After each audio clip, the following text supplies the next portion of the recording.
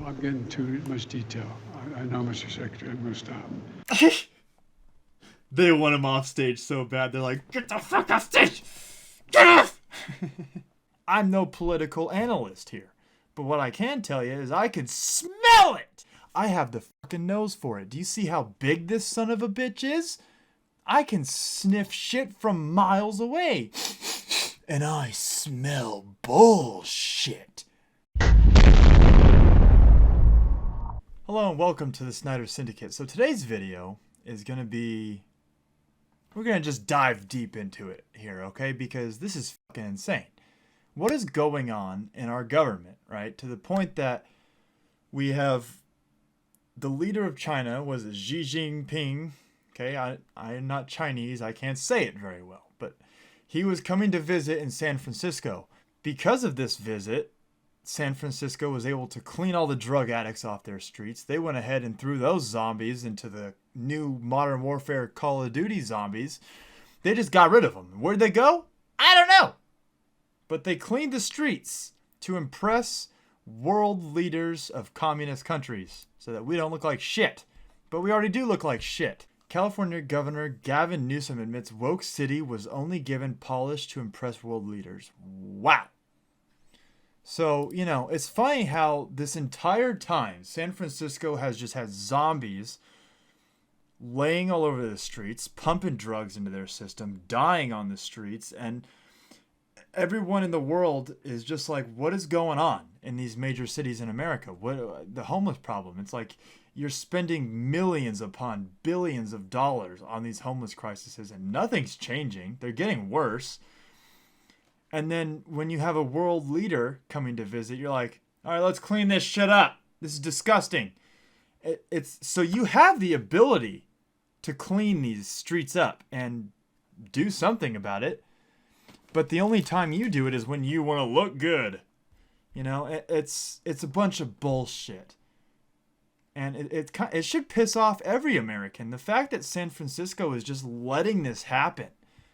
You know, they're letting people just do drugs in the street and live on the street and just shit on the street. And within a matter of days, they can clean it up and block it all off because the leader of China is coming. That should upset everybody. But yet again, you know, you got all these other issues like the Maui. No one talks about Maui. All of that happened, and it's like it's just gone. It's in the rear view mirror. No one talks about it. These families aren't getting help, except for supposedly from The Rock and Oprah from their foundation. He was just on Joe Rogan's podcast saying what they've been doing for those families. So if that is all true, it's great. That's awesome. But the government's not doing anything. The government should be doing something because they're the government. They're here to help us, right? That's the whole point of the government, is to implement law and protect its citizens and whatever the fuck, okay? I'm no political analyst here. But what I can tell you is I can smell it! When there is bullshit, I can smell it. I have the fucking nose for it. Do you see how big this son of a bitch is? I can sniff shit from miles away. And I smell bullshit. And it starts in San Francisco. Maybe it doesn't start there, but let me tell you. Pretty crazy. Pretty crazy that that's what it takes for us to clean the streets of our cities. Like, this is how it looked. Look at all the fucking crap all over these, I don't even know, what do you even call those? Awnings. You got people living here, and then this is what it looks like. Like, this is it. It's cleaned up. I mean, look at the difference in the street. They power washed it. I don't even know. They cleaned all of this. And they do this for a communist dictator world leader that's coming to visit. They're like, you know what? We can't look this bad. We got to clean up for this guy. You know? I don't know, man. This should just really piss you off as an American that we could send billions upon billions of dollars to other countries. And I get it. There's wars. We got to have allies. It's so complicated.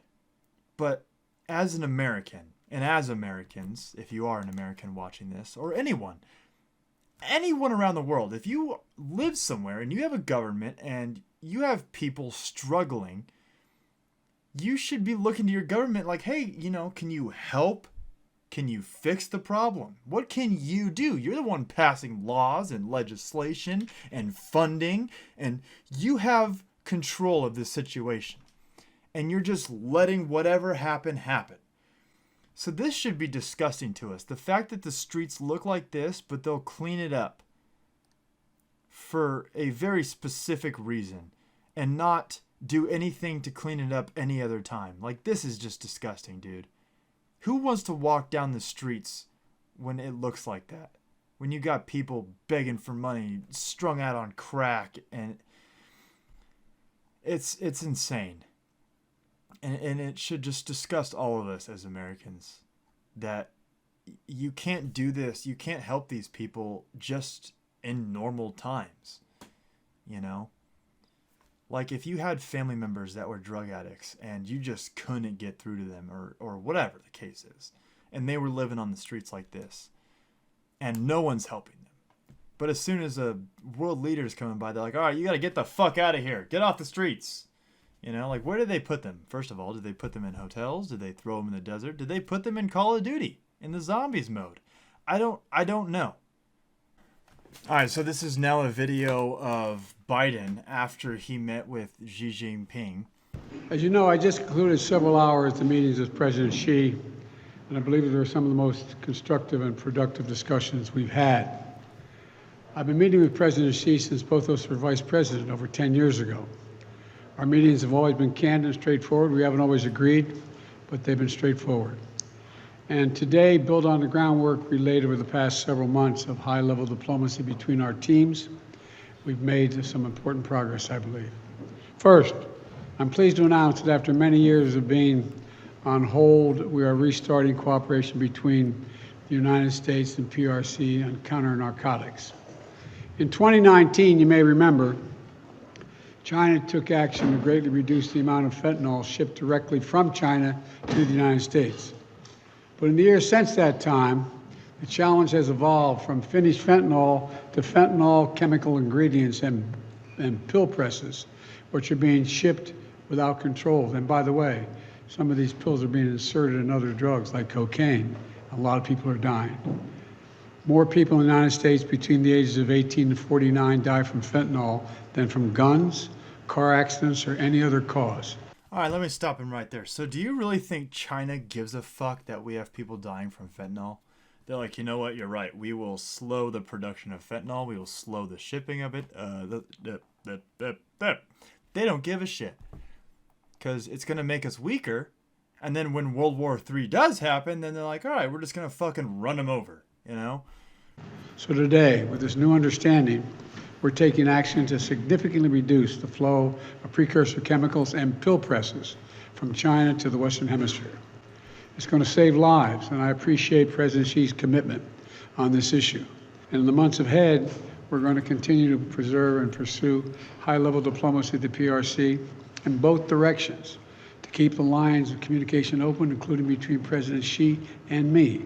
He and I agreed that each one of us could pick up the phone, call directly, and would be heard immediately. And that's, now I'd like to be able to take some questions, if I may. And I'm told that Dimitri of the Financial Times has the first question. Dude, like, they give him who he's supposed to call on. So does that mean the person that he calls on has prefabricated questions to keep this guy from forgetting what he's talking about? I don't know. And the fact that you have to, like, come on, Mr. President, here we go. Let's go. Another press briefing. And you got to watch what he says. Like, he doesn't know what the fuck he's talking about. And you got to be careful that he doesn't say something that's going to start World War III. Like, it doesn't matter if this guy was Republican or Democrat. If you are this far gone, like Mitch McConnell or Dianne Feinstein or Fetterman or whoever, if you're damn near death, you are not fit for office. Joe Biden is not fit for office. Dianne Feinstein, not fit for office. No longer in office, okay? Fetterman, not fit for office. I mean, he doesn't even show up in proper attire. They had to pass a bill or whatever the fuck for them to have a dress code. Because this guy just wakes up in the morning, he's like, I'm going to go pass some fucking laws. America's never been perfect. No country ever has been. but you gotta be professional, you know? You gotta be professional. Now, my criticism with Trump is that Trump wasn't professional, but you know what? What I did like about Trump is he spoke his mind. Like, Trump got up there and he got real with you. He's like, you know, Rosie O'Donnell, that fat bitch, I can't stand her. And it's like, you're like, hey, this guy's speaking his mind. I like that. Regardless of what he's saying, it's like, yeah, you know, maybe the president should be calling people fat pigs and shit, you know? Whatever. President Biden, given that America is playing a key role in two major global crises, in Ukraine and in Gaza, does that alter Possibly your a third. previous commitment to defend Taiwan from any Chinese military action? And did Xi Jinping outline the conditions under which China would attack Taiwan? Look, Jesus. I reiterated what I've said since I've become president, what every previous president of late has said, that we maintain the agreement that there is a one China policy, and that I'm not going to change that. That's not going to change. And so that's about the extent to which we discussed it. Next question, sorry, was Bloomberg. He forgot. He's like, he looked up. He's like, oh, shit. Yeah. Number 2. It appears, among other issues, that your agreement with President Xi over fentanyl will require a lot of trust and verification to ensure success, curbing those drug flows. I'm wondering, after today, and considering all that you've been through in the past year, would you say, Mr. President, that you trust President Xi? And secondly, if I could, on Taiwan, you and your administration officials have warned President Xi and China about interference in the upcoming elections. I'm wondering, what would the consequences be if they do, in fact, interfere in those elections? Well, I had that discussion with him too, made it clear I didn't expect any interference, any at all. And we had that discussion as he was leaving. Look, do I trust you? I trust but verify, as that old saying goes. That's where I am. And, we're in a competitive relationship, China and the United States. But my responsibility is to make this rational and manageable, so it doesn't result in conflict. That's what I'm all about. That's what this is about. I think he's fucking reading an answer. He's like, all right, question number 2. And then they ask question number 2, and he's like, all right. Yeah, so, you know, yeah, we're just going to try and not fuck it up. Whenever you are a leader, in order to gain respect, you must give respect, right? That is a common thing. You know, if you don't respect someone else, they're not going to respect you. So then they're just going to shit on you. I mean, that's just common amongst people. You know, if you know someone and they're disrespectful, are you then like, oh, hey, you know, man, don't worry about it, dude. Don't worry about it, man. You're good, dude. You keep doing that to me, and we're gonna be fine. We're gonna be just okay. At the end of the day, you can't just sit there and suck everybody off. You gotta you gotta be a little hard. Okay, this is not a sexual innuendo, but you gotta be tough at the same time.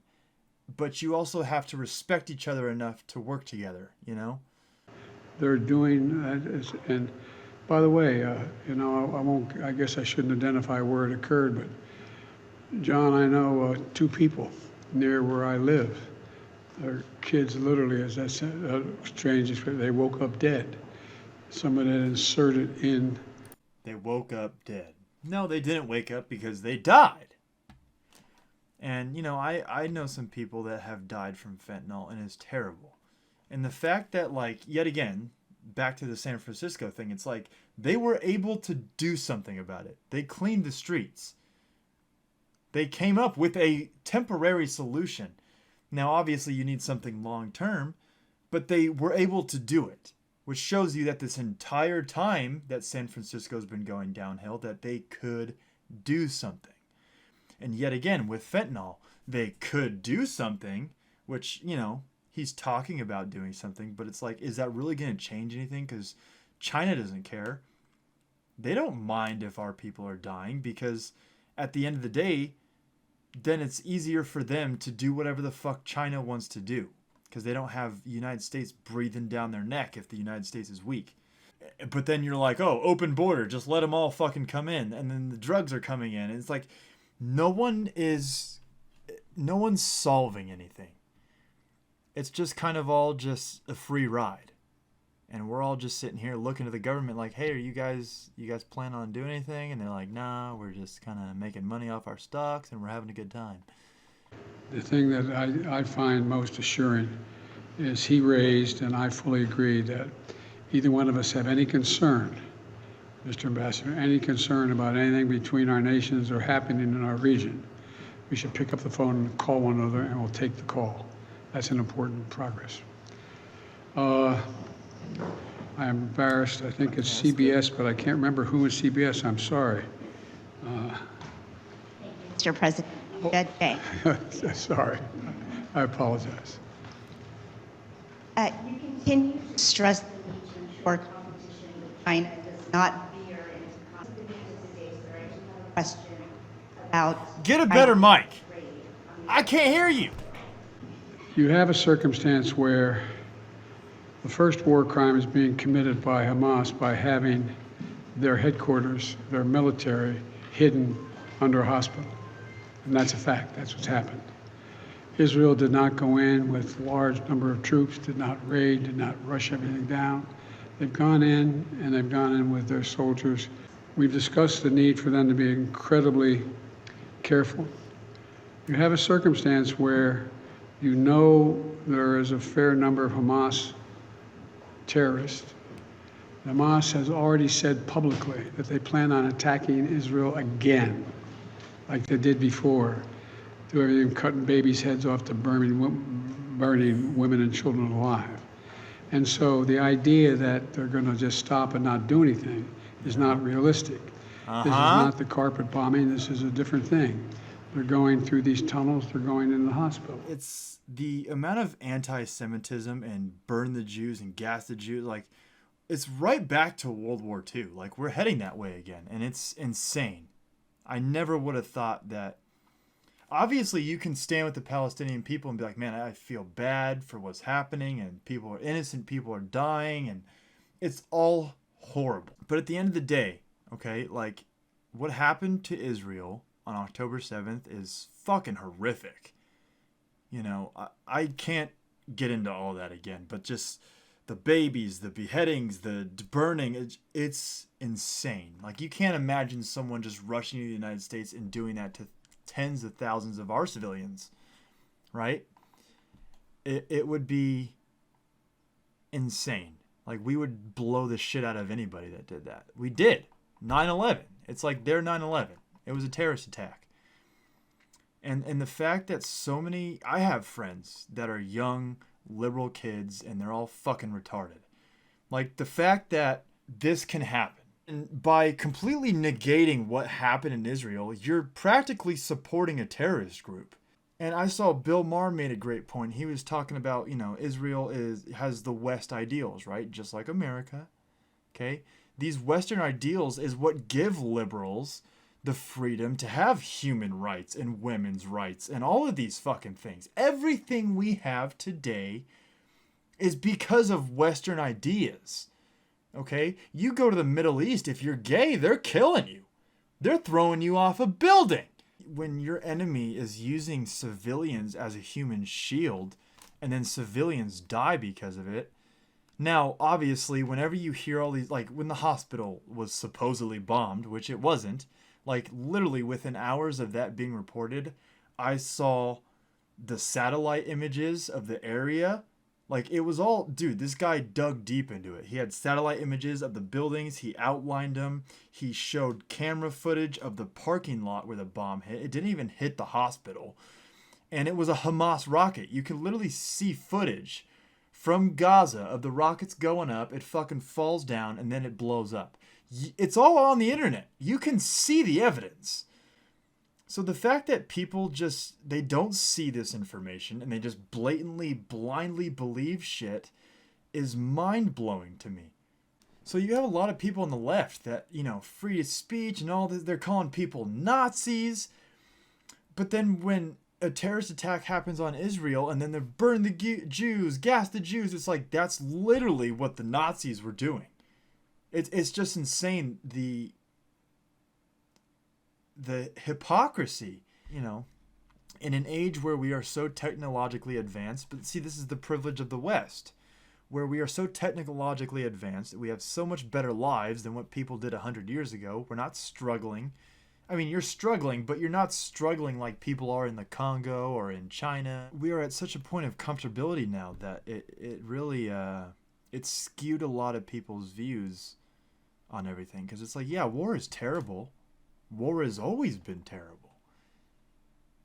I don't want war anymore because I don't want to go to war. Who the fuck wants to go to war? But, you know, it's like, how are you going to elevate every country to be able to be peaceful? Like, I just don't ever see that happening, especially when you have dictatorships that, you know, once you get people in power, everyone beneath them, it's like, it doesn't fucking matter. It's like ants. You send an army of ants to go do your bidding, you know? Let's just...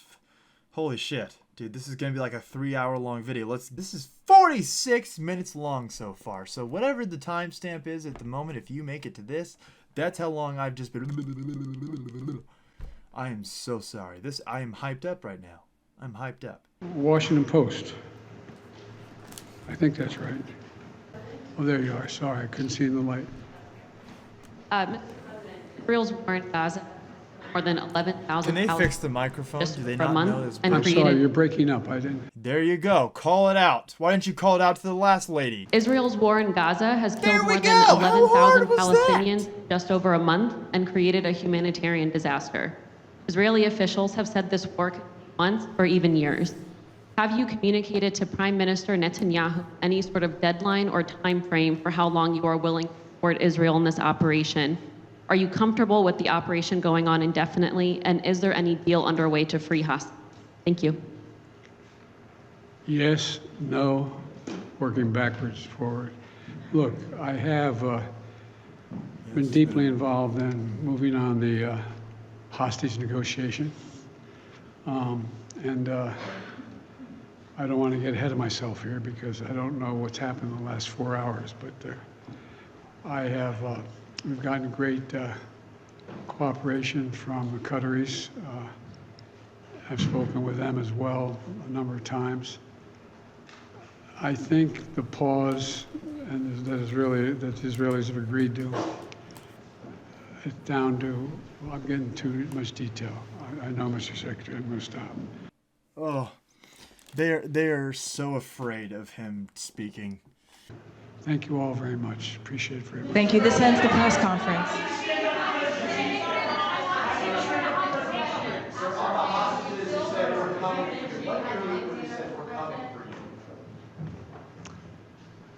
When Hamas said they plan on doing the same thing again, what they did on the 7th. His Secretary of State's sitting there, and, you know, Biden's finally about to get off stage and walk away and not say something he probably shouldn't. And then this guy asks him a question, and then the guy's just like, fuck. Oh my God, get off the stage. They're going to go in, they want to slaughter Israelis. They want to do it again. They've said it out loud. They're not kidding about it. They're not backing off. And so I just asked a rhetorical question. I wonder what we would do if that were the case. On the hostages, though, you said we're coming for you. What do you mean to the American hostages when you said, Oh. hang tight, we're coming for you? What I meant was I'm doing everything in my power to get you out. Coming to help you, to get you out. I don't mean sending military in to get them. Is that what you thought I might mean, to help you, to get you out? I don't mean sending military in to get them. Is that what you thought I might mean? No. I was not talking about the military.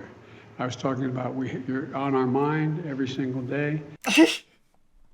They want him off stage so bad. They're like, get the fuck off stage! Get off! Don't you say military in the same sentence as hostages. Get the fuck off of the stage. Because it's like he could just throw that word in and then fuck up his sentence and say something complete, like, almost like, we're sending the military in. And then everyone's shitting their pants. Look at him right here. A little blue tie. They all have blue ties. He's shitting himself. This is a term that you used earlier this year. Well, look, he is. I mean, he's a dictator in the sense that he is the guy who runs the country. He's like, no! He just got done having a meeting with Xi Jinping, and he's sitting there like, yeah, he's a dictator. And it's like, you know, yet again, back to the thing I said 40 fucking minutes ago. I thought I was going to be to this point a lot sooner. But, you know, the respect thing that Trump would have, you know, like, hey, remember when he pulled Putin in? He's like, get over here, motherfucker. You know, he showed some dominance, but he has respect for him. You know, he did it in a crazy way. Now imagine his Secretary of State and Defense and his publicist people. It's like, you never know what the guy was going to say either. I mean, he didn't know where he was going, but at least he, like, knew what he was saying and how to speak. Joe Biden is like, you know, he doesn't know where he's going and he doesn't know what he's saying. So it's like, you're just terrified of him up on stage. I mean, you're probably terrified of Trump too. It's like, he went on Twitter and tweeted again. You're like, fuck, where? And you're scrolling through your phone.